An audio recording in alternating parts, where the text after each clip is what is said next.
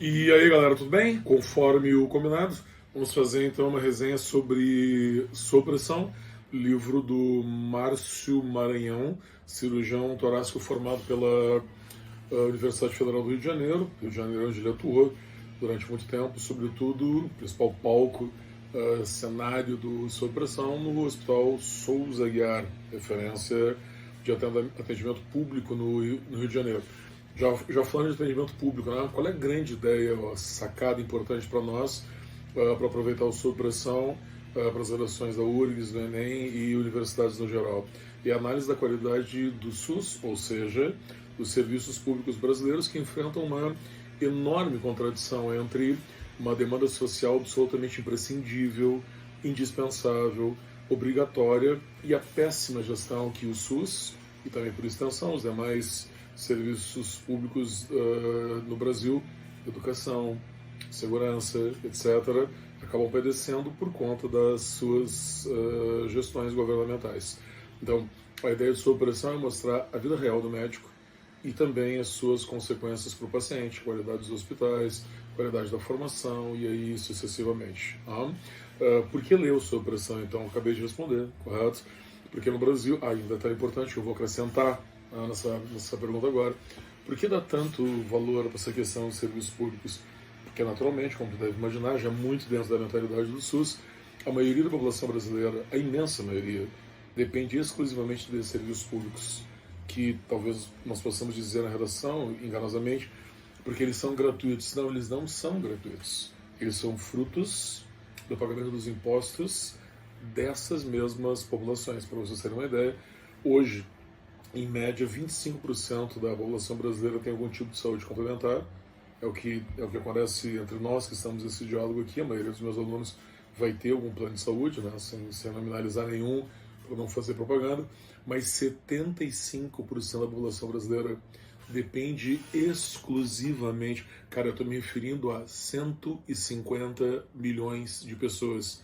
Esse é o maior plano de saúde do Brasil, o SUS, que naturalmente, pelo seu gigantismo, pelas suas condições estratégicas, não é naturalmente bem atendido pela gestão pública de saúde. Tu te lembra que essa sempre a nossa introdução, por que ele é relevante? Porque ele foca numa das condições essenciais de qualidade de vida do brasileiro, que é a educação pública. A saúde pública, perdão, a outra naturalmente seria educação. Tu te lembra também que a gente gosta nesse vídeo de fazer um passeiozinho sobre a questão estrutural e temática, né? Pois o Sob Pressão é quase um livro de memórias, né? Lembra o que é esse gênero pessoal, memórias, né? Uma biografia em fragmentos. Então, é uma pequena parte da vida do Márcio Maranhão, claro que nesse caso, um relato profissional da sua experiência como médico na saúde pública do Rio de Janeiro.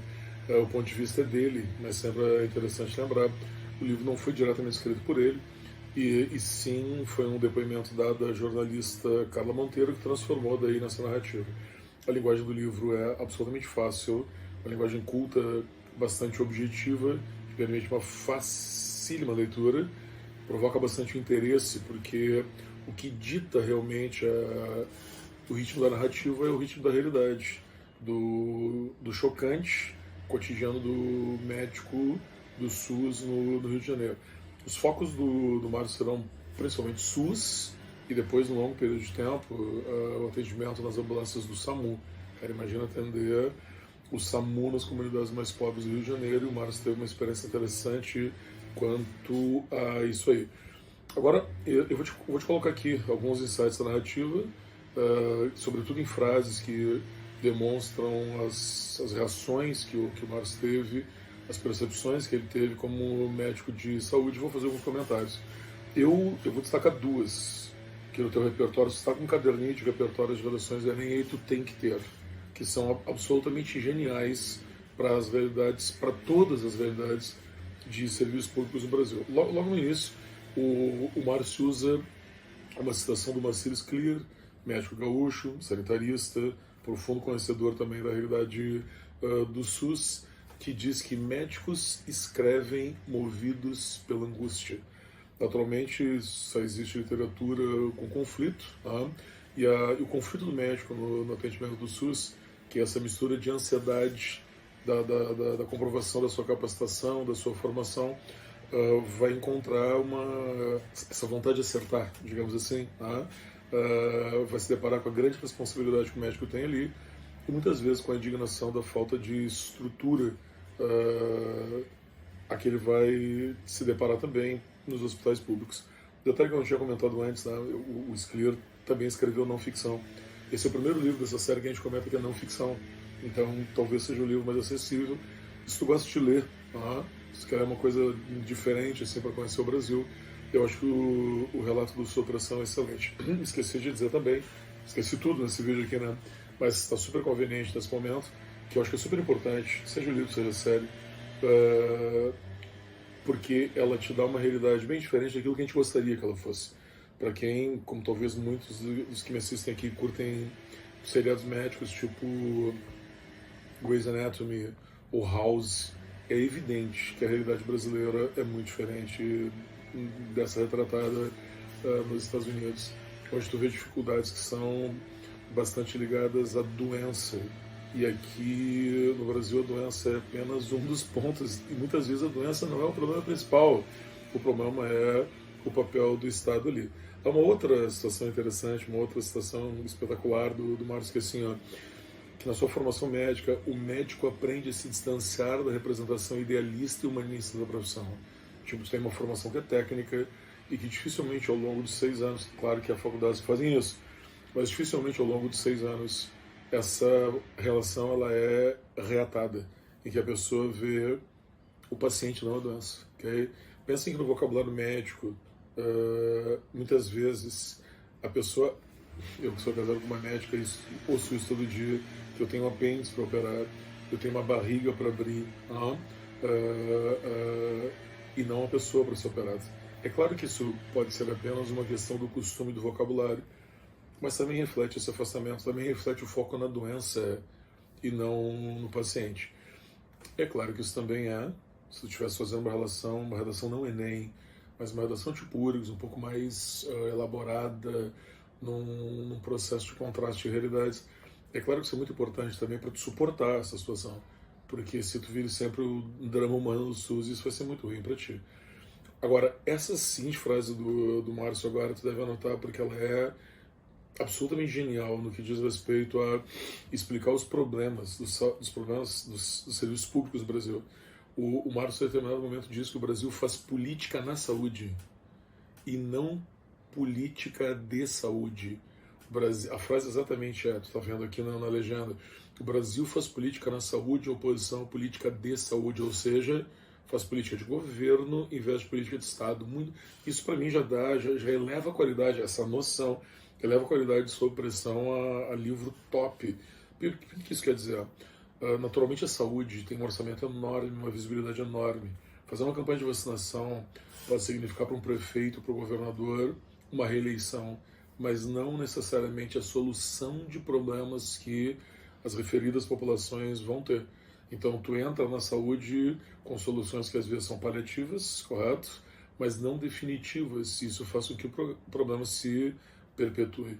Dá para tu dizer que os governos de saúde no Brasil eles são extremamente procrastinadores e estabelecem uma relação justamente de dependência.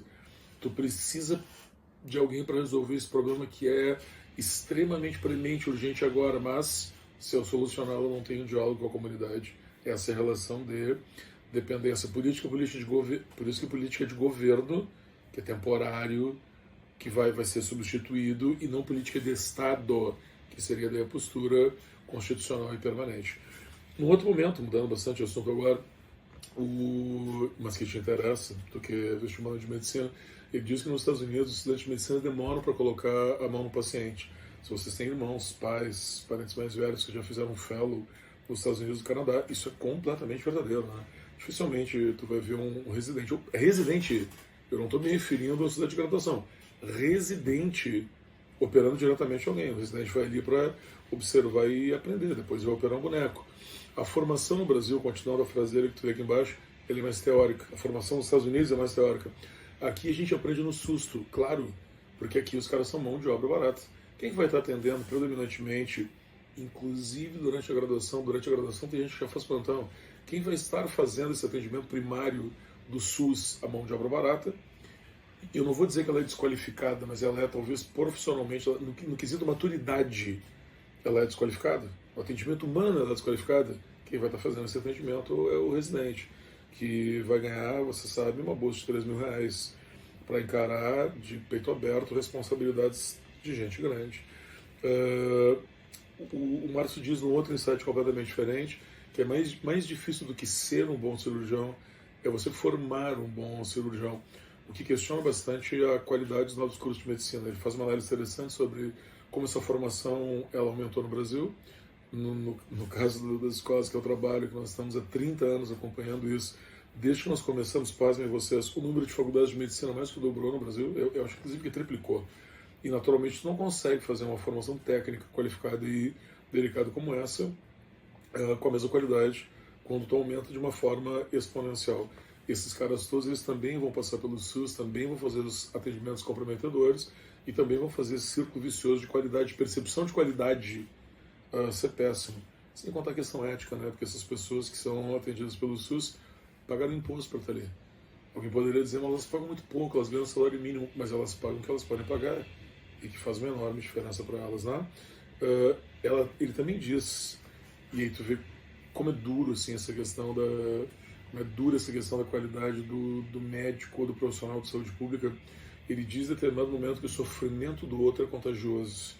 Descobri nos anos de plantão no Souza Aguiar, o hospital referido no Rio de Janeiro, a dor do outro pega em você.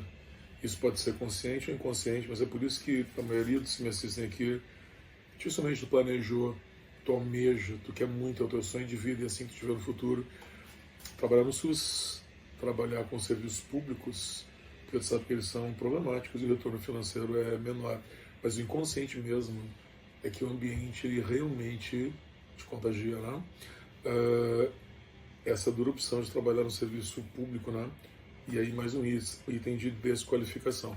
E a última frase que eu queria tirar, o último insight do Sob Pressão, que eu mega recomendo a leitura, essa última agora que ele diz assim, o subfinanciamento na saúde do Brasil ligado a má gestão e a deficiência na formação dos profissionais de saúde transforma o SUS em um sistema perverso.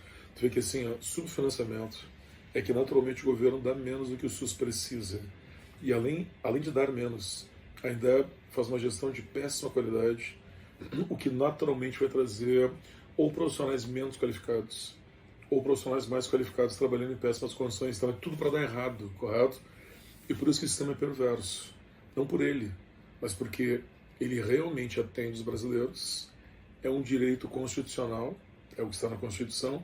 Educação e saúde são deveres do Estado e direitos do cidadão que o Estado menospreza completamente. Super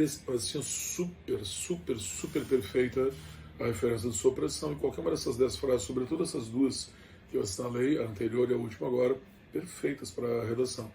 E como a gente gosta que tu leia pelo menos mais ou conheça cada vez mais livros, a melhor conexão que eu vejo com sua pressão do Márcio é esse Memórias da Incerteza do Drauzio. Todo mundo conhece aqui o velhinho Drauzio Varela, velhinho muito bom de bola, no seu livro Memórias da Incerteza, que é um livro também autobiográfico. Não chega a ser uma memória, porque pega praticamente uma autobiografia resumida, assim, porque pega toda a extensão da vida do Drauzio, assim, desde o início, a infância, a opção por ser médico, o Drauzio até professor de cursinho foi, então, a sua formação médica e seus exercícios de profissão. Daí o exercício da incerteza, as escolhas que são incertas, né? Excelente livro, super bem narrado. Claro que a realidade nesse caso é um pouco melhor que a do Márcio. Márcio se deu bem na vida, hoje ele está aí super bem na Globo e tal, como o Drauzio também se deu bem. Então são histórias, digamos assim, felizes, é um caminho interessante para tu ver e conhecer, mas uma excelente análise do contexto de ser médico no Brasil, tipo hoje. Boas leituras aí para ti, excelentes redações, a dúvida me chama, e aí valeu.